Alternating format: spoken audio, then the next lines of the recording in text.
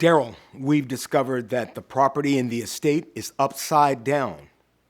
And for that reason, we're just going to let it go back to the bank and not be bothered with it because there's no money in it.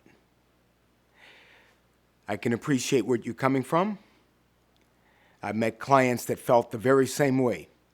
Let me ask you this. If I can show you how you and the estate can benefit from selling the property in a probate short sale, would you consider spending the time and the effort in order to sell it? That's a yes? Well, in this video, I'm going to show you how you can earn money by selling the property in a probate short sale. Hello again, this is Certified Probate Real Estate Specialist Daryl Williams with Win-Win Realtors here in Southern California. Thanks for watching this video. Too often I have seen personal representatives or people that are in charge of real property that is in the probate process throw away an opportunity to put money in their pocket because the property was upside down. What the personal representative does not understand is the likelihood of a lender paying you, paying an attorney, and paying a real estate broker for selling the property in a short sale is very good. Why? Because of California Probate Code 11420A, which addresses the order of how debts are to be paid.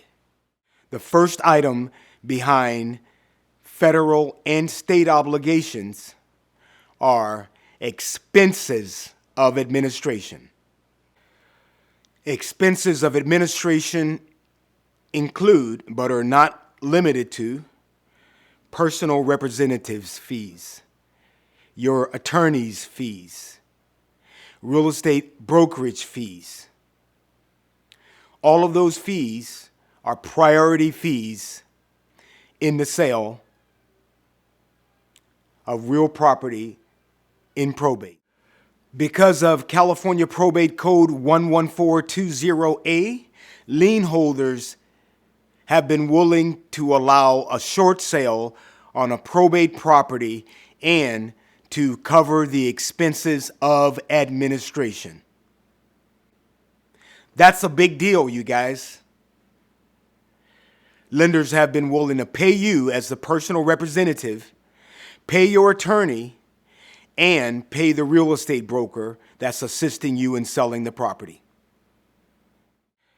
In addition to California Probate Code 11420A being an incentive to sell probate real property, lenders already recognize that they will need to sell the property and incur expenses one way or the other at the trustee sale, or if they take the property back and it becomes a bank repo, they'll eventually have to hire someone in order to sell the property then.